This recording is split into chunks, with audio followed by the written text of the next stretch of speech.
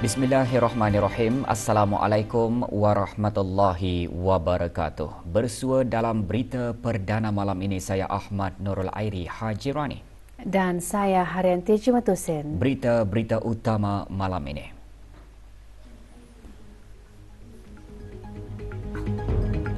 UBD mengiktiraf kesan mendalam masa depan Mampan terhadap infrastrukturnya.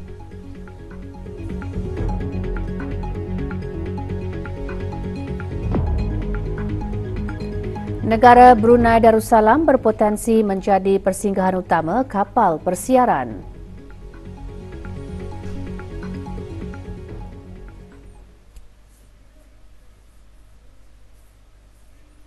$230 orang pegawai dan kaki tangan Kementerian Kesihatan serta jabatan-jabatan di bawahnya yang bersara pada tahun 2022 dan 2023 menerima sijil penghargaan dan cenderamata persaraan. Majlis berlangsung pagi tadi di Dewan Al-Afiah Kementerian Kesihatan. Penyampaiannya disempurnakan oleh Yang Berhormat Datuk Seri Setia Dr. Haji Muhammad Isham bin Haji Jaafar, Menteri Kesihatan. Majlis adalah sebagai tanda penghargaan atas jasa bakti para pegawai dan kaki tangan yang berkhidmat di kementerian berkenaan.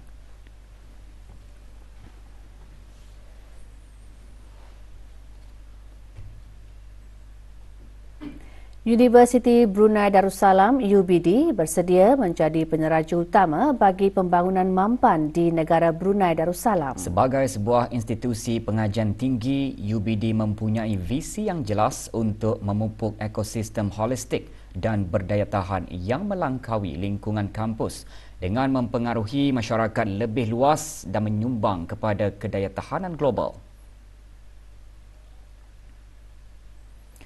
Di bawah sasaran UBD bagi matlamat pembangunan Mampan SDGs Pertubuhan Bangsa-Bangsa Bersatu, pendekatan meluas UBD meliputi semua aspek utama, prinsip dan operasinya. Antaranya bidang pendidikan dengan kurikulum GenNext UBD adalah kesedaran alam sekitar. Dalam melihat masa depan Mampan, UBD mengiktiraf kesan mendalam terhadap infrastrukturnya ke atas pemuliharaan alam sekitar dan kebajikan komuniti. Aspek penting infrastruktur Mampan UBD ialah lanskapnya. Sejajar dengan matlamatnya menjadi Universiti Inovasi dan Perusahaan, UBD secara aktif menyemai dan menyuburkan budaya inovasi di kampus. Inisiatif itu hanya dapat dicapai dengan usaha bersepadu semua warga UBD dan pemain industri serta sokongan berterusan pihak kerajaan.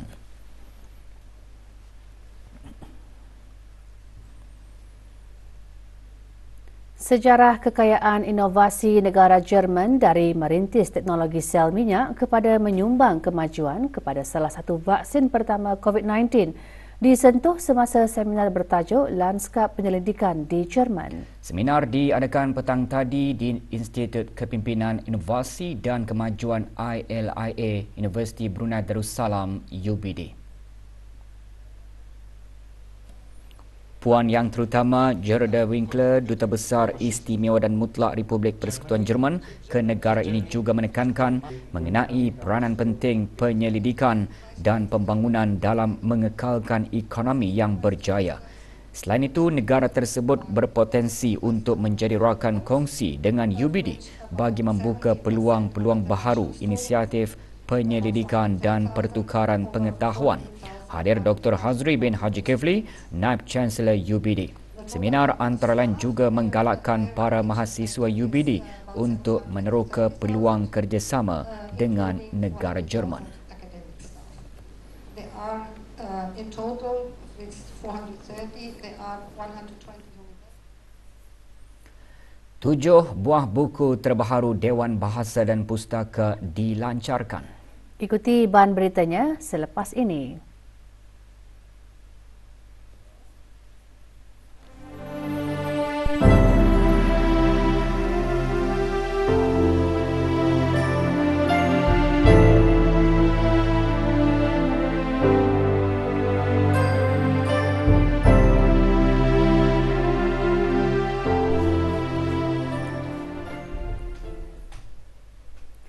Membimbing generasi muda membentuk ayat yang kemas, ejaan yang betul, tata bahasa yang tepat dan membentuk idea serta menghuraikan secara objektif dan kreatif.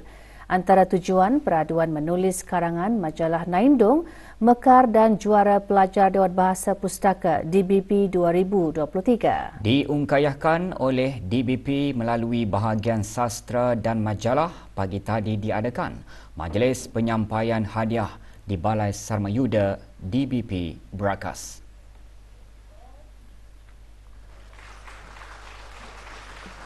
Penyampaian disempurnakan oleh Pengiran Haji Muhammad Hasnan bin Pengiran Haji Ali Hassan, Setia Usaha Tetap Kebudayaan Kementerian Kebudayaan, Belia dan Sukan.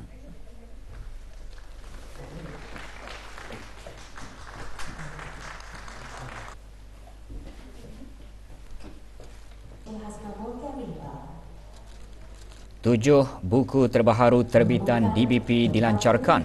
Ia merupakan antara usaha DBP dalam memperkaya sumber bacaan. Dari jumlah buku baharu itu, 3 buah buku daripadanya di bawah semarak juara berjudul antaranya Tinta Remaja.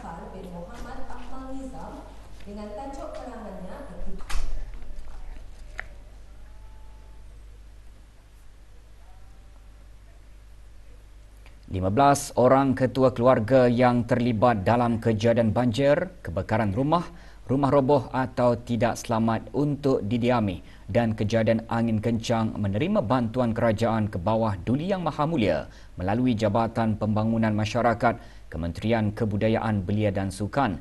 Majlis penyerahan bantuan diadakan pagi tadi di kementerian berkenaan. Penyampaian bantuan kepada 9 daripada 15 penerima disempurnakan oleh Dayang Haja Nur Rashikin binti Haji Johari, Setia Usaha Tetap Kemasyarakatan, Kementerian Kebudayaan, Belia dan Sukan. Bantuan dihasrat meringankan beban yang dialami para mangsa bencana. Usaha seumpamanya juga menunjukkan keprihatinan dan pemedulian pihak kerajaan terhadap rakyat dan penduduk di negara ini.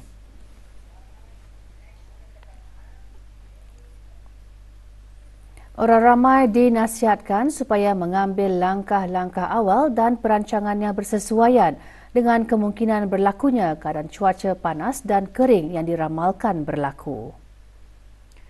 Ini susulan negara Brunei Darussalam dijangka akan memasuki fasa kedua monsun Timur Laut pada awal bulan Februari dan akan berterusan sehingga bulan Mac ini.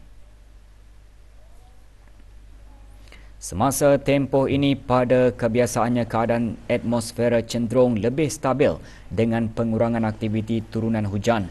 Bulan Februari dan Mac dikategorikan sebagai 2 bulan terkering dengan jumlah purata turunan hujan yang terendah direkodkan berbanding dengan bulan-bulan lain. Impas cuaca yang berpotensi berlaku semasa tempoh fasa kedua monsun Timur Laut adalah keadaan panas dan kering. Pada waktu siang, suhu udara harian maksimum ada kalanya boleh meningkat antara 33 ke 35 darjah Celsius dan keadaan kering juga boleh menyebabkan cuaca sedikit berjerebu. Walaupun kedemikian, aktiviti turunan hujan masih berlaku sekali sekala, terutama pada waktu malam, dan keadaan berkabut boleh berlaku pada awal pagi. Keadaan cuaca sedikit berangin juga dijangka berlaku sekali sekala dan boleh menyebabkan keadaan berombak meningkat ke paras bergelora.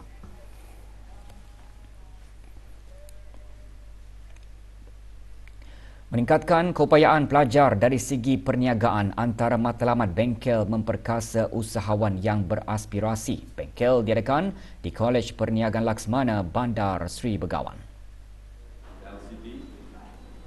Acara 2 hari itu menyediakan peserta dengan aktiviti berasaskan pengetahuan mengikut kluster Day of Action, keusahawanan sosial dan pembangunan belia. Bengkel diadakan bagi para pemilik perniagaan di bawah program La Vida Berhad, iaitu pertubuhan bukan kerajaan yang menyokong dan membantu komuniti berkeperluan khas serta individu atau keluarga yang kurang berkemampuan untuk meningkatkan taraf hidup mereka.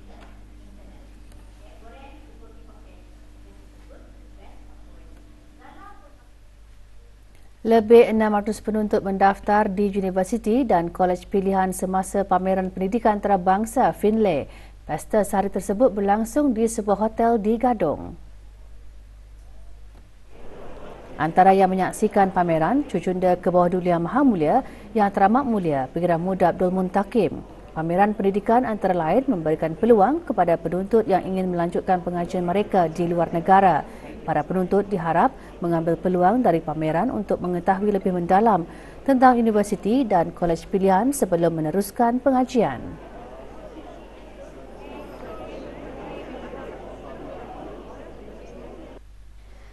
I want to experience more culture, more diversity, because it is very eye-opening to learn about other people's culture and tradition. And I want to expand my leadership skills because I've already experienced it, but I really want to become better. I think it's very convenient pasal everything that you would need to aga semua in one place. So you have here the representatives who give you updated information. Dan yeah, macam A to Z semua sini, I guess. Negara Brunei Darussalam mengekalkan momentumnya dalam pelayaran pelancongan dengan ketibaan kapal pesiaran pertama tahun ini, Oceania Rivera.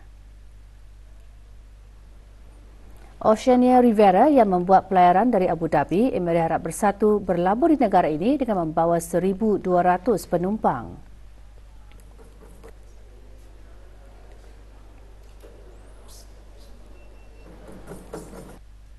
Nice, but I'm looking forward to going in and having a look around the towns and the palace and the museum. So excited that we're going now to go on your bus and walk around and see a beautiful country.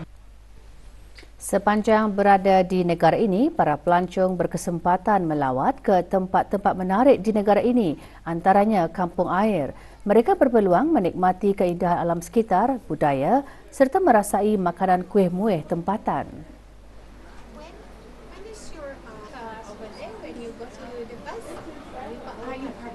People are lovely, so inviting here to come to this house and to try the delicacies, the food.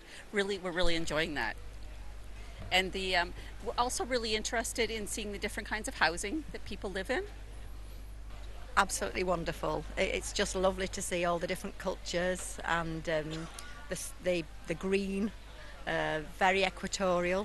The food we've just had was just fantastic. Seorang lelaki penduduk tetap didakwa di bawah Perintah Eksais 2006 hari ini oleh Mahkamah Magistrate Bandar Sri Begawan.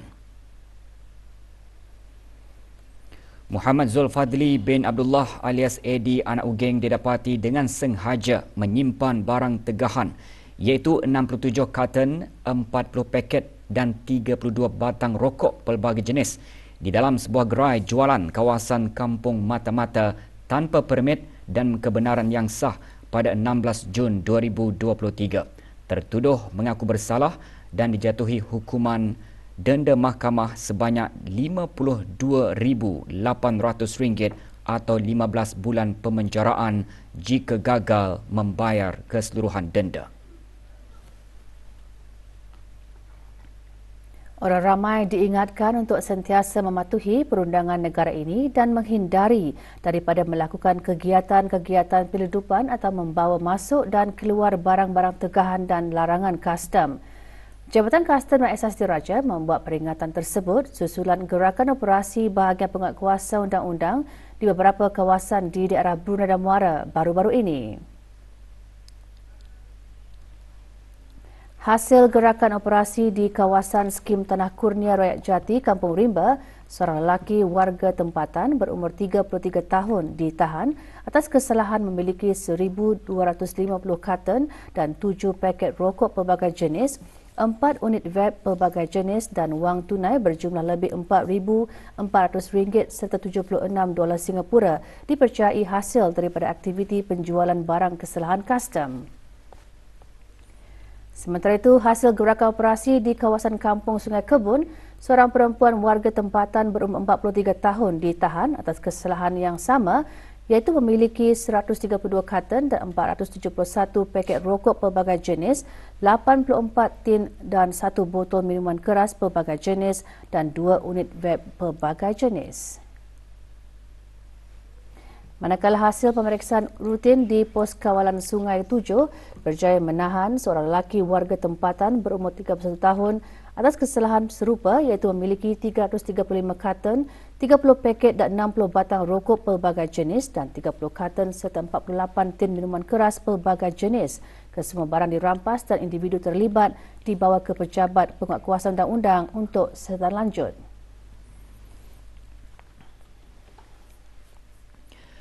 Orang ramai diingatkan agar tidak menjadi mangsa penipuan berikutan phishing dalam talian yang sedang berleluasa.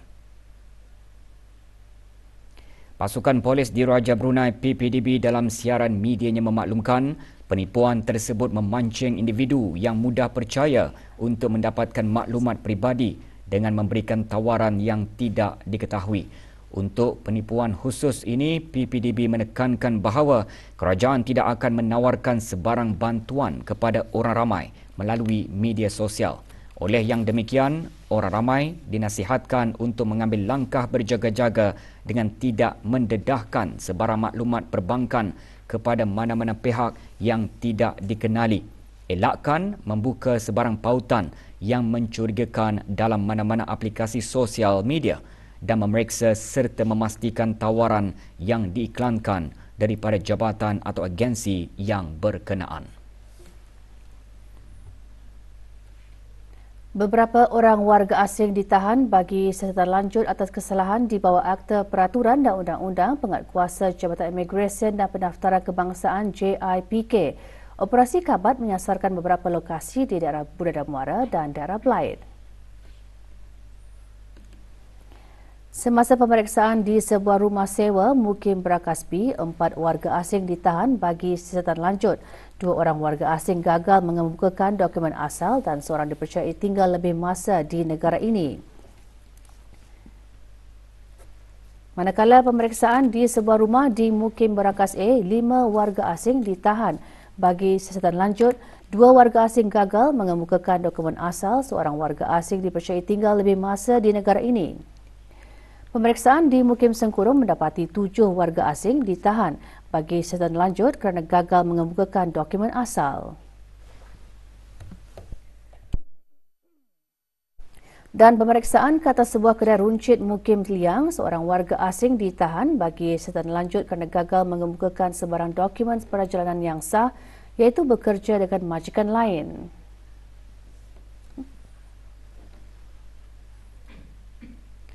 Tiga syarikat dikenakan kompaun keseluruhan berjumlah RM1,500 kerana didapati melakukan kesalahan di Akta Kesalahan-Kesalahan Rampaian Pindaan 2021 iaitu membuang sampah di tempat dan laluan awam.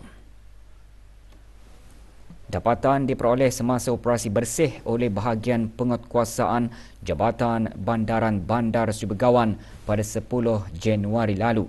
Syarikat yang berkenaan ialah Giasuddin Sdn Bhd, Hotan Auto Services dan Yemcha Restaurant. Syarikat berkenaan dikehendaki menjelaskan kompaun dalam tempoh 7 hari.